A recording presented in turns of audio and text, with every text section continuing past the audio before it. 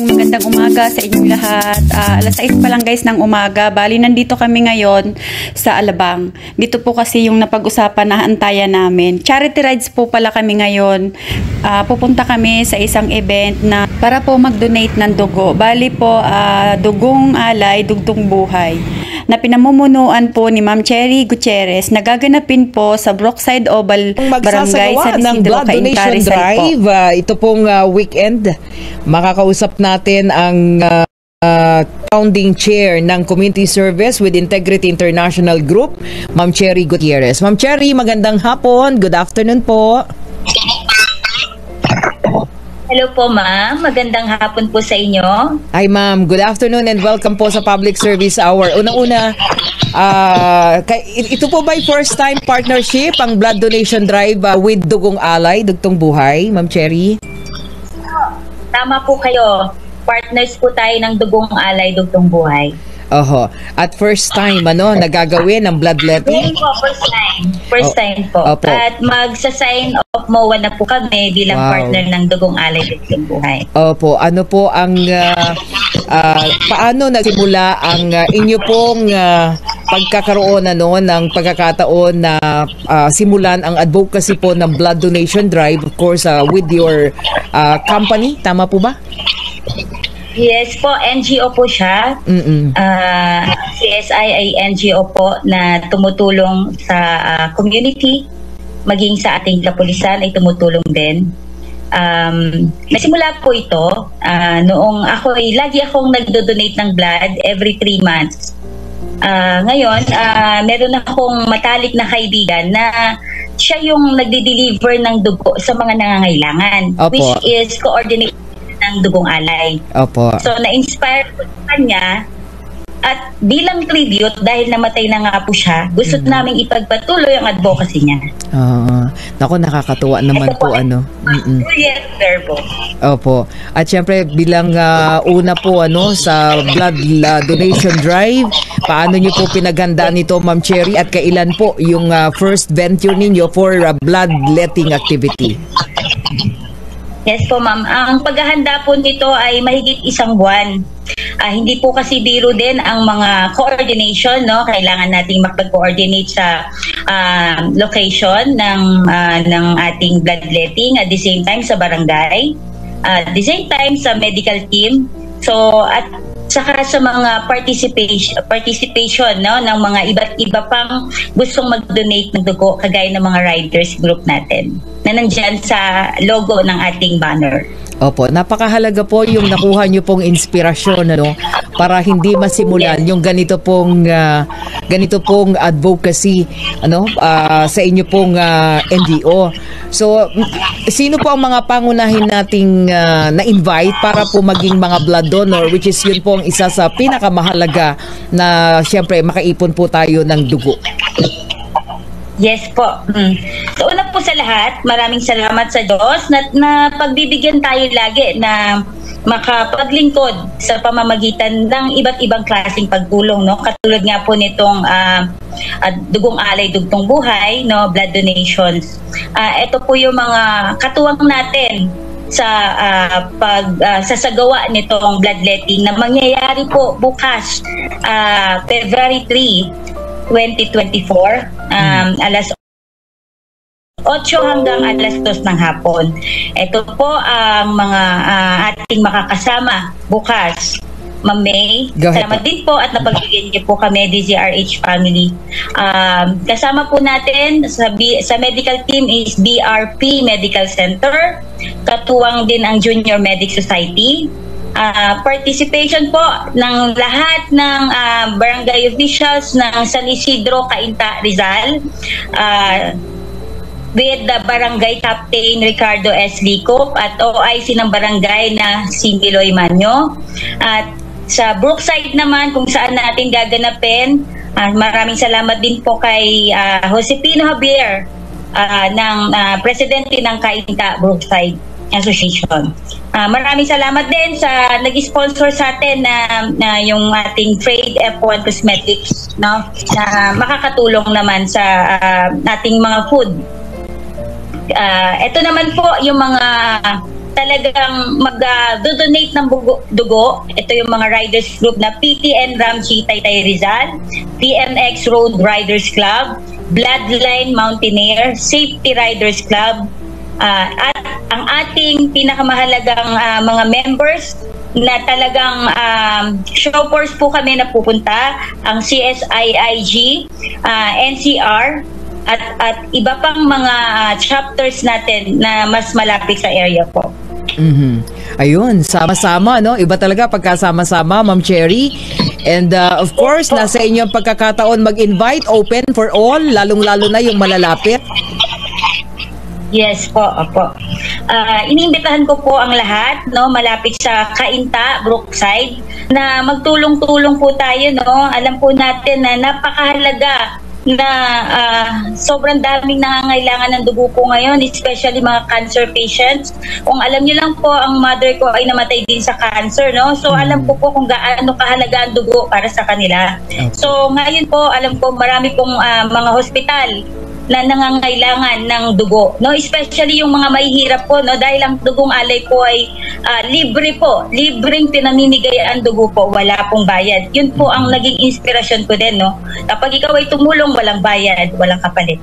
So yun po, napaka ganda ng advocacy po, kaya po kami full support. Oo, so it's a date tomorrow na, February 3, at again, saan gaganapin? Bukas po sa Brookside Oval, Cainta, Rizal. Ayan, Brookside Oval, baka may mga malapit at kayo po'y blood donor, punta po kayo. Maraming salamat at kita-kita po tayo, Ma'am Cherry. Good luck sa ating lahat. Maraming salamat po, DGRH. Ayan. Maraming salamat po sa inyo. Ayan, good luck po. Siguro next time makapagkwentuhan tayo tungkol po sa inyo pong NGO group, ano? Ayan, maraming salamat at kita-kita po tayo bukas. Mga kaibigan, si Ma'am Cherry Gutierrez, ang founding chair ng Community Service with Integrity International Group, ang CSII.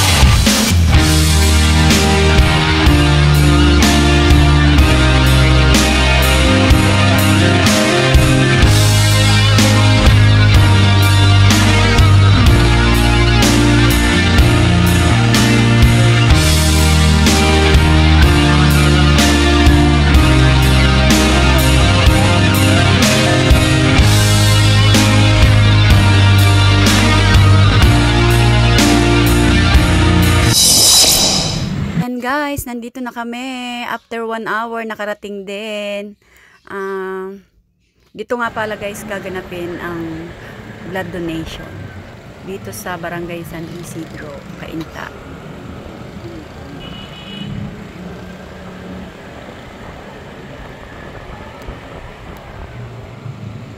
Ayan guys, malapit na kami sa venue.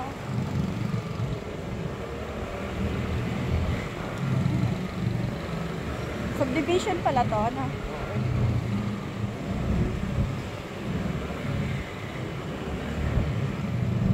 Malapit lang.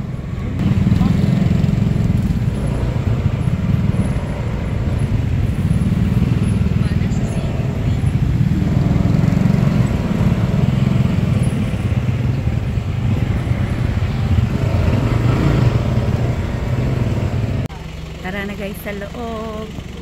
Pasok na kami guys sa loob. Kami guys sa loob.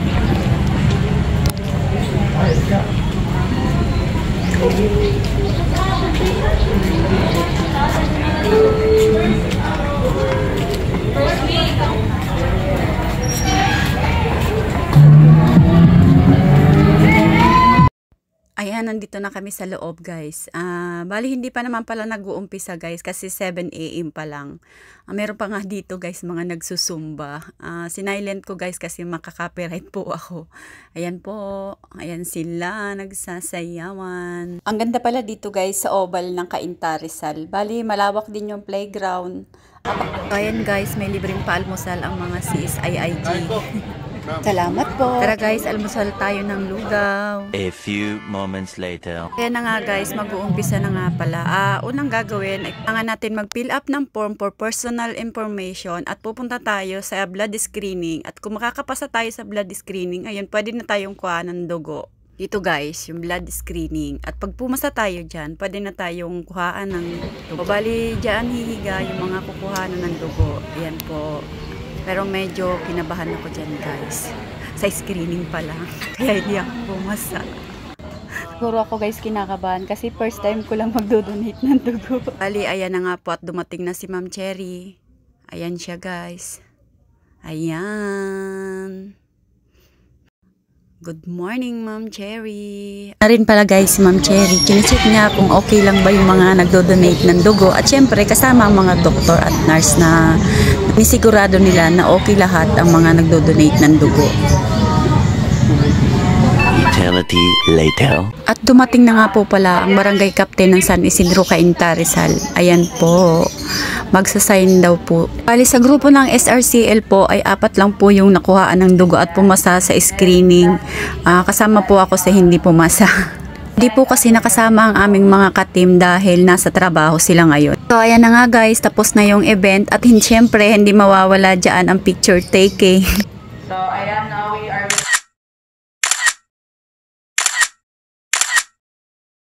2 PM na nga po pala ng hapon yan. Meron pa rin pa isa-isa dumadating para mag-donate ng dugo.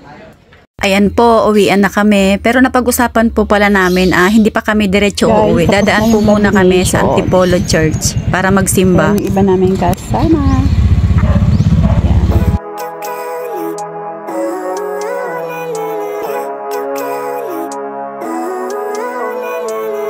Living life, every day, late at night, not okay. All I want, and I pray, all I need are some better days. Fuck me, I'm looking in the mirror, so foggy, but I've never seen clearer. I don't really think anyone can save me, and honestly I'm not really sure I want saving. I like to be my own worst enemy. Meron din pala guys, Viva la Virgen dito sa Antipolo, Rizal. Akala ko guys doon lang sa amin sa Naga City ang merong tawag ba ay prosesyon ng ng mahal na Birhen. Kaya tinawag din namin yun sa amin sa Bicol na Peña Francia at Viva la Virgen. Tuwing September ho yung ginaganap sa Naga City.